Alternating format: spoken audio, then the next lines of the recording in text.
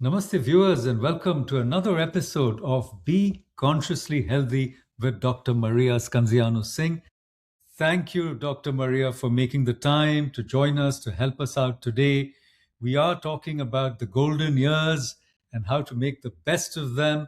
And as you know, viewers, Dr. Maria is a master of integrative medicine. She's not only a board certified physician and internist, a founder of Access Healthcare, but she's also the founder and the moving spirit behind Welcome Home Integral Healing and Education Center. Please do visit us whenever you're in our neck of the woods, which is also called Lake in the Woods or the Approach Road. But we are here to help and make your lives better. But please remember, this is not medical advice. Please consult your doctor before you make any major changes. So, Dr. Maria, we'll get right into our topic for today. After the last episode, I got some very interesting comments. You said, if I, remember right, and please correct me if I'm wrong, that being at peace within yourself and with your environment is very conducive to well-being, to be in harmony, to have positive thoughts, and not be constantly agitated, worried, and in a way at war with yourself. Now, in response to that, I had people saying, but my life is so stressful. You don't know what I have to go through. And then, there's a litany, there's a list of all these complaints, the pressures, and which are all very real, by the way. Job pressures, traffic woes, mommy woes, soccer, whatever, keeping up with the Joneses, making a living, even just getting through the day for some people. So, what I wanted to ask you is, to start with, is we all talk about stress and we all acknowledge that our daily lives, modern living itself is very stressful, right? But the word stress is used in a very loose way. So, I want to ask you, is there a physiological definition or are there any markers of stress that we can recognize and understand? How do you define stress? Yeah, it is basically a response of our bodies to that which we're stimulated by. Our environments have different um, energies that we're responding to. So the stress of the environment could be a a rather positive stress. It could be positive, something we call eustress, Eustress. Eustress is positive stress. Something pleasant is happening. You wake into birds singing. The sun is out. People are smiling as you go through your house, or your cat is purring next to you. Your dog is coming and greeting you. You have something lovely, a scent that you smell around you. You walk outside of your house and the air is lovely. You go into your vehicle, car, or you walk, and things are pretty cool. That's eustress. That's a nice atmospheric, environmental, energetic feeling, or a series of things, or combination of things that make you feel peaceful and like you're at one with the world around you.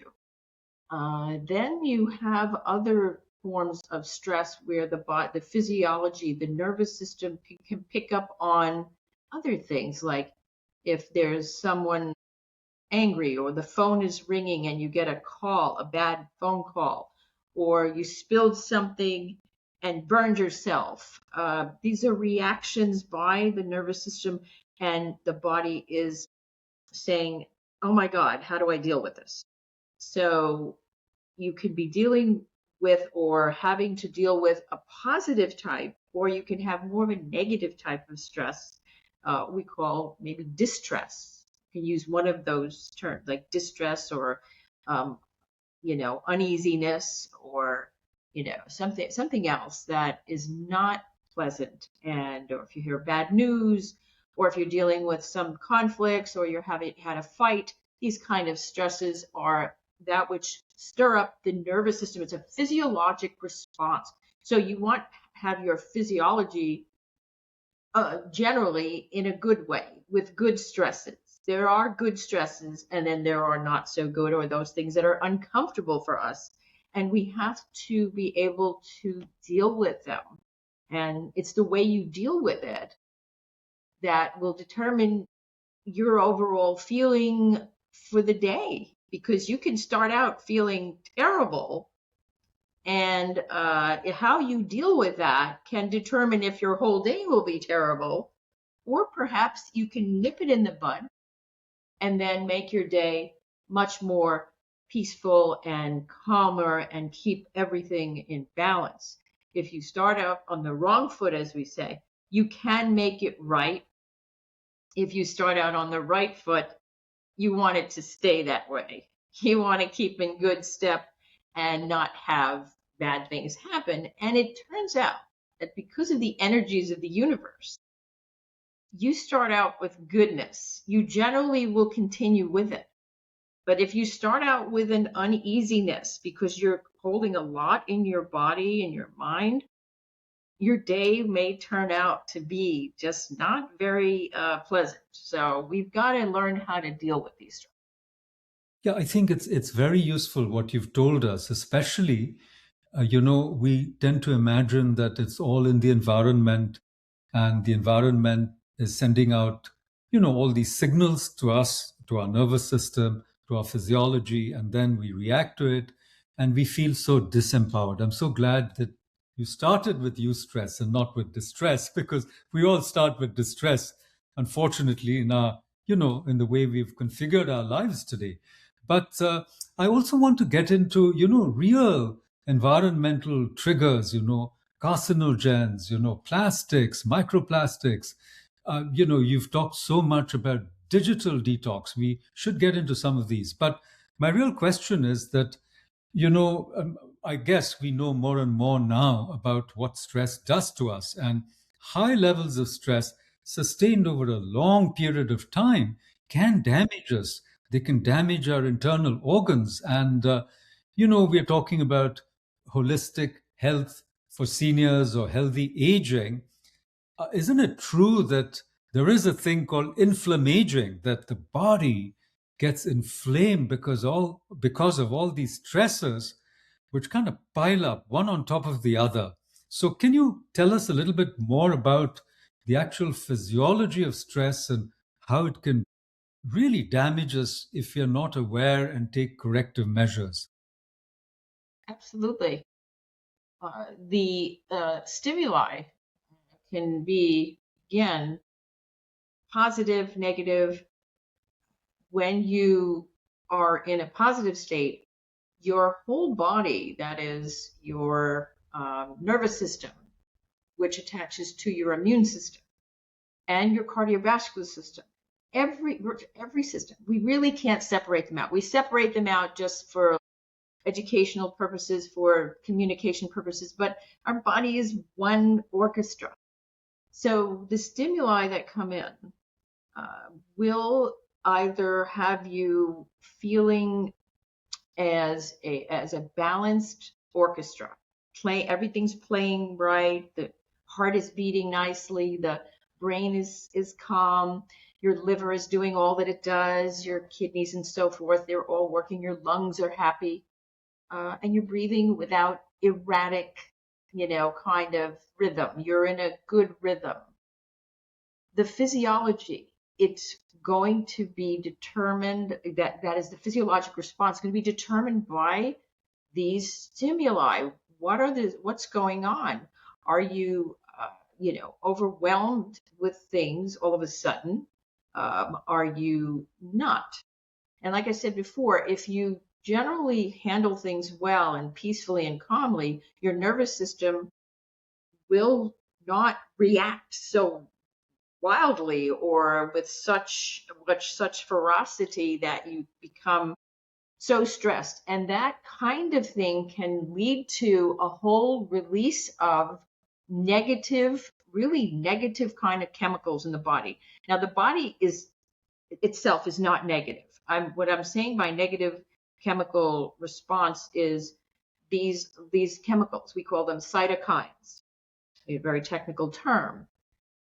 They could be released, and then they start creating all kinds of havoc in the body. The body starts to like go into this fight flight, what we call the sympathetic drive, because you're feeling the stress, and then you go into this sympathetic drive, and then you're releasing certain chemicals. We call them catecholamines, cytokines, a lot of transmitting of signaling, and so it races your heart. It brings yourself into much more of an alert state, but it's also kind of, eating away at you. You just don't want to stay in that state. It's like you do what you have to do. And naturally and normally, when we respond to a noxious or uncomfortable position that we're in, we like to get it over with. The body will release these chemicals, and then they retreat. They should retreat. Like an acute situation, it should retreat. So then you get into a calm state. So that calmness comes, the parasympathetic nervous system then takes over. So you have a sympathetic discharge, and then parasympathetic kind of comes in and says, okay, enough. Now, if that's the way it's happening in general for you, you will handle situations or you'll go about without stressing more, or keep stressing.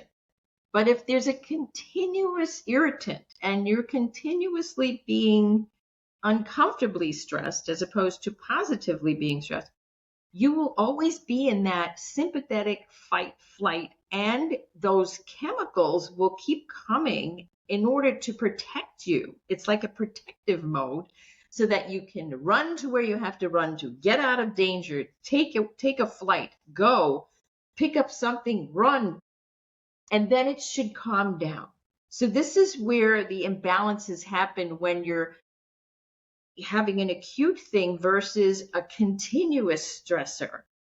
And the continuous stressor leads to these almost like ravaging kind of chemistries and biochemical reactions in the body that will lead to things like headaches, or your blood pressure going up, and you may feel chest pressure, and you may feel muscle pain or joint aches or something else that seems to be out of alignment.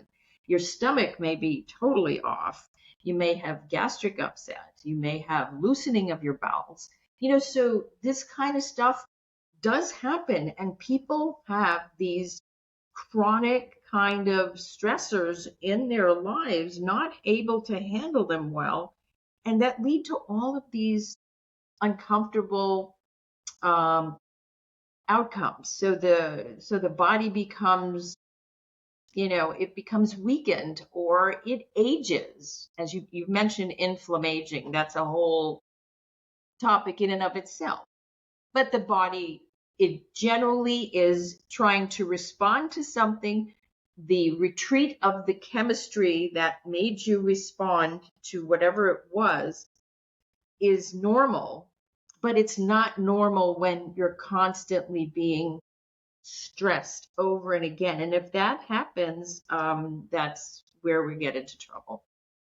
Yes, thank you. Again, that was very enlightening, because sometimes we invite these, constant stressors because we are so used to living in that state of distress, which we've almost accepted as our normal, self, or our normal state. So much so that I know people, everybody nowadays gets bored so easily, right? But there are people who, unless they are uncomfortable and make everybody around them equally uncomfortable, they're not really comfortable. Their natural tendency is to spread that sense of unease or whatever. But more to the point, in terms of these chemicals, and we'll talk more about them in our next episode. But I just wanted to conclude our first episode by remembering this tremendous, delta wave of the coronavirus. Again, that's a different topic, where it came from.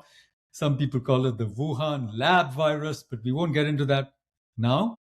But I'm saying the Delta wave, especially in India, I was there during that time, and we were under a lockdown. I was the director of Indian Institute of Advanced Study, and people were dying because they had, you see, it's such a severe reaction, a cytokine reaction, Yes. and they couldn't breathe. And, there was such a shortage of oxygen. So, one of the first things I did is try to, get sufficient oxygen in our own health center and so forth. But the point being that what I've learned, and I think it's so valuable to our viewers, is to be aware that the very things that are designed to help us can actually hurt us. And now we see that, more and more of the so called diseases, especially the chronic conditions in advanced societies and wealthy societies, which actually, ought to be happier or healthier, are because of autoimmune responses of the body, as it were, turning against itself.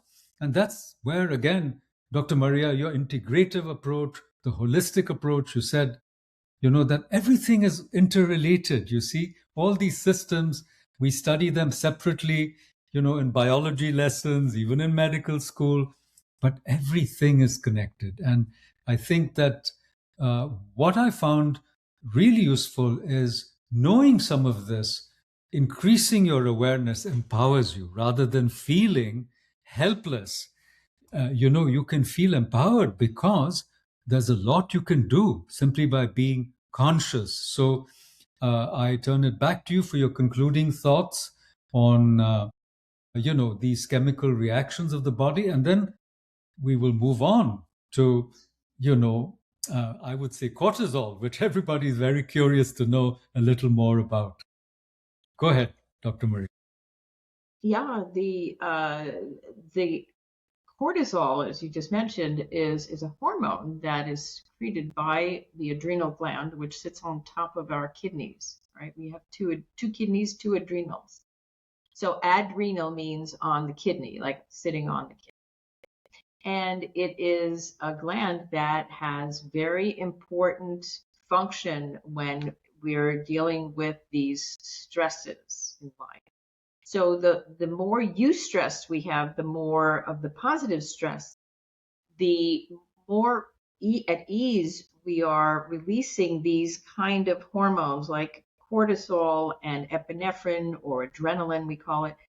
Those are, going to be at basal levels. They will not be spiking and peaking, right? But when you have distress, you can have those spikes of the cortisol, which is part of that whole storm of the release of chemicals that can aggravate your blood pressure, your blood sugar. Everything can get all, upset if it's continuous. If it's just brief, it's one thing. You're dealing with a process. Those levels will go up, but they'll generally come down if you know how to do that. Uh, in order to handle stresses in general, it's important to be living consciously, to look at your life and say, I'm okay. I'm in charge. Let me breathe and breathe comfortably. Let me relax with myself and with my environment. Let me be at peace with my environment. It's always good to be in gratitude and to be loving yourself, giving yourself some nice affection. I mean, after all, you have to be living with yourself for the day and the next day after, and so on. So be in gratitude, be thankful for what you have to the universe.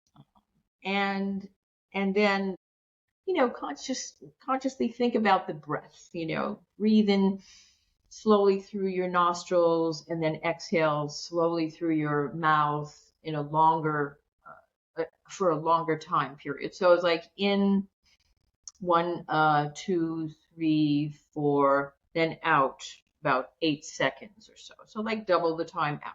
So just relax and kind of just go through that for a moment, a minute, 2 minutes, just to kind of slowly bring yourself to at least that calming balance moment in your life, which can really help you for your day. And just using the breath and then walking as tall and as good a posture as you can make it. Walk with that breath, nice and slow, in and out. These are very helpful in order to really get things going. And if you ever feel stressed, stop. Perhaps close your eyes. Take the visual out and just breathe and just focus on the breath. That is such an important thing to do. It's been done for eons, for thousands of years. The people of the India and so on, they taught us all how to breathe.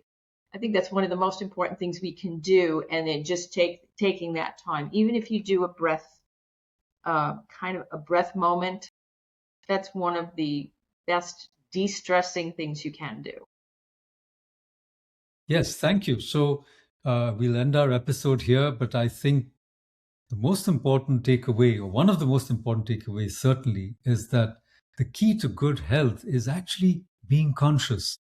And when we are conscious, even when we are stressed and distressed, being conscious puts us back in charge, and we can take corrective measures to rebalance, our internal and external situations, decouple ourselves from something that is stressing us out, take a deep breath, be kind to ourselves, be grateful to the universe, because after all, viewers, every moment that we're alive, it's really a miracle, isn't it? Just think about all the things that have to go right, for us even to be able to have this conversation today. So, with that sense of gratitude, we are certainly very grateful to you, Dr. Maria. Thank you for helping us on this process and on this journey together. So, viewers, please like, share, and subscribe to this channel. And if you find our content valuable, do support us, and hope to see you soon. Namaste and thank you. Thank you. Namaste. Thank you.